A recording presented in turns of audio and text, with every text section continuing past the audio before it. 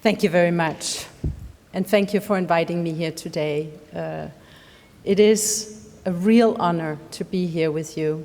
And like previous speakers, I want to congratulate all the students who are graduating now, and I want to warmly welcome all of you who are embarking upon a one-year journey of advancing your skills and your knowledge about human rights.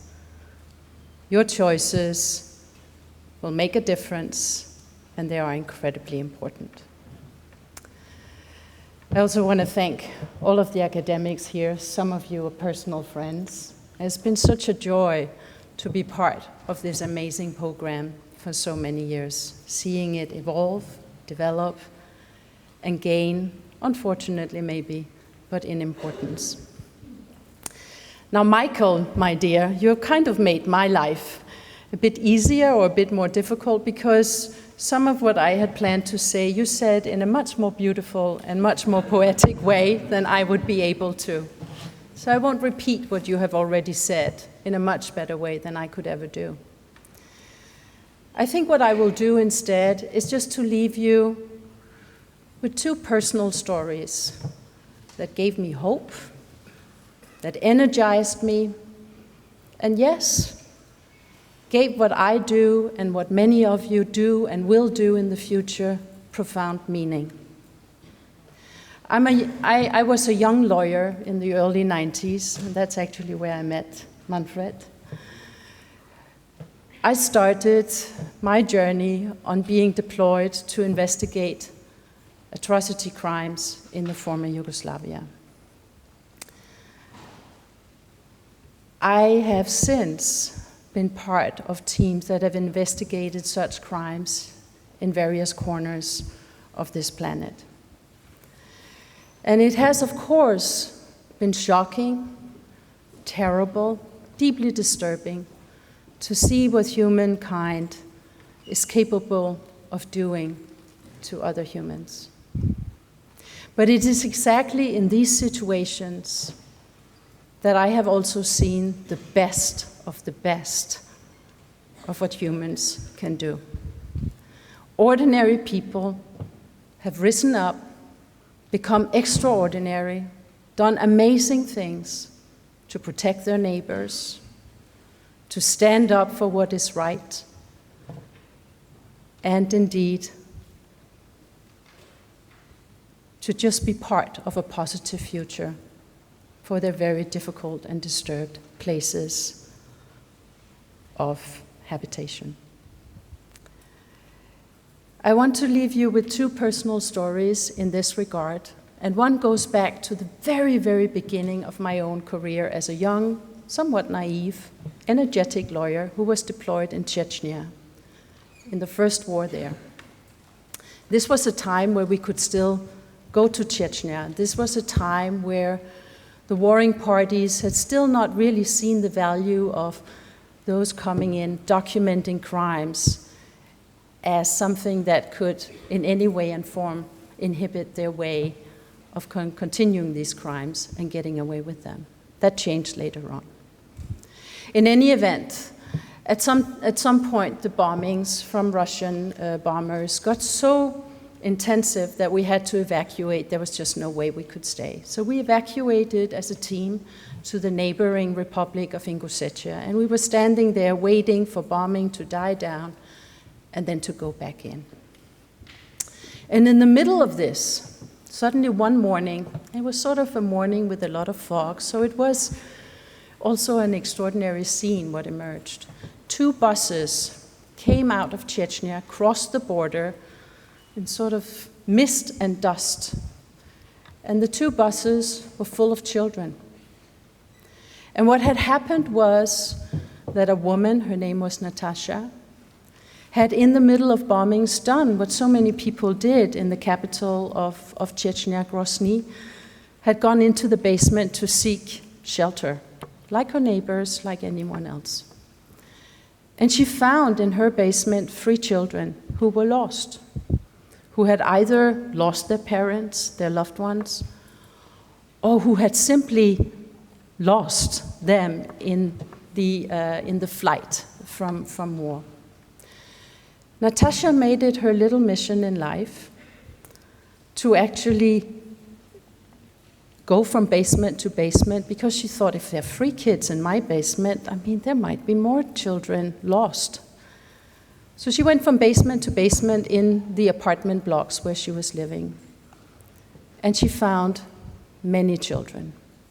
And she made it her mission in life to just get these children into safety, into the hands of the ICRC or others who could help them maybe find families and loved ones. And if those were no longer there, then to provide measures of protection and future for them.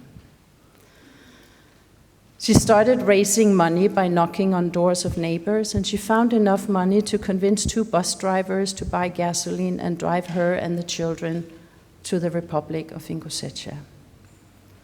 When the buses arrive, I, as a young, naive, maybe dumb lawyer, I asked Natasha probably the dumbest question I ever asked anyone. And I knew exactly when I had asked the question because of the way she looked at me.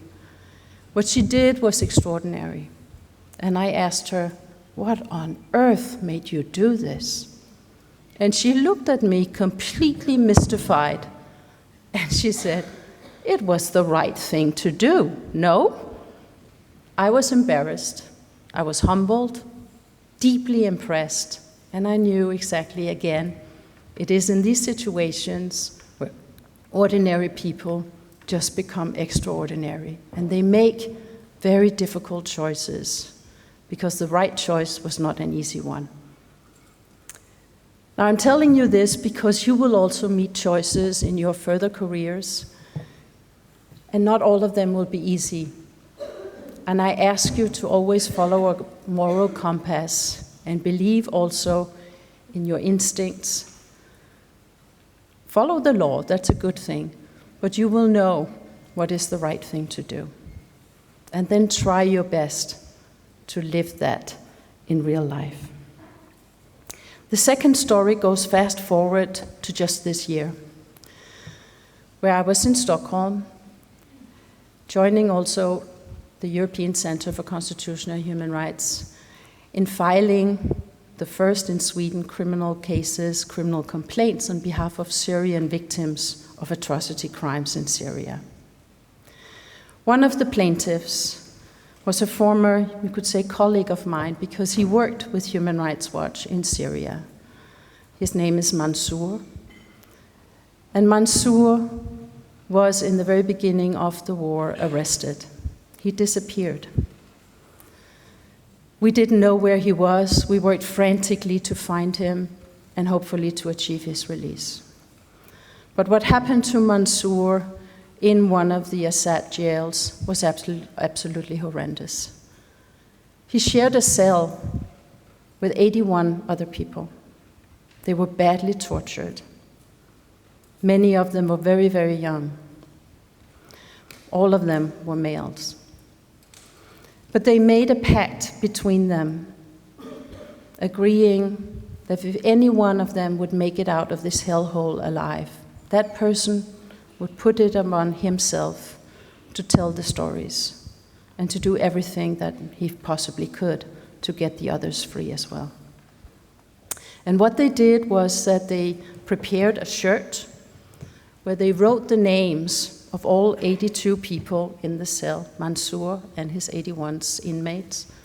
And they wrote the names with chicken bones, blood, and rust, because that was all they had. And they sewed it into the collar of a shirt.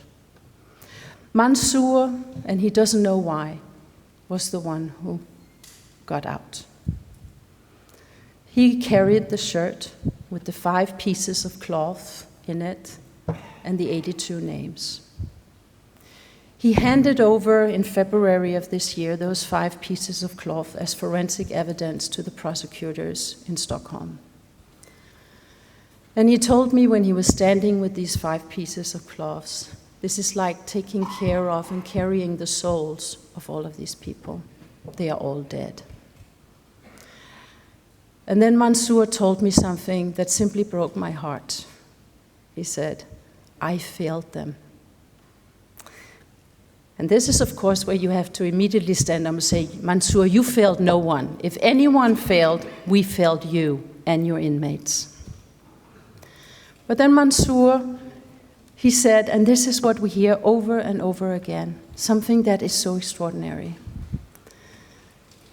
He said, what I can do for them now is to make sure that they are not forgotten, that their names are known, and that justice will somehow be done. And I believe, and I think you all agree, that when people Mansour, and he's not alone, there are so many Mansours out there, have the courage, the humanity, and the dignity, not to demand revenge, not to demand that what happened to them should happen to the perpetrators of these horrendous crimes, but simply demand a measure of dignity, recognition, and justice, then it is all of our responsibility to make these calls as real as possible. So the point of telling you this story is always to remember that behind the overwhelming numbers, we are hearing 500,000 dead, 80 million refugees and displaced in the world, so and so many hospitals bombed. Behind all of these terrifying numbers, there are human stories. And never forget that. Listen to these stories. And remember that they are human beings with talents, with stories to tell, with dreams, with hopes, and with rights.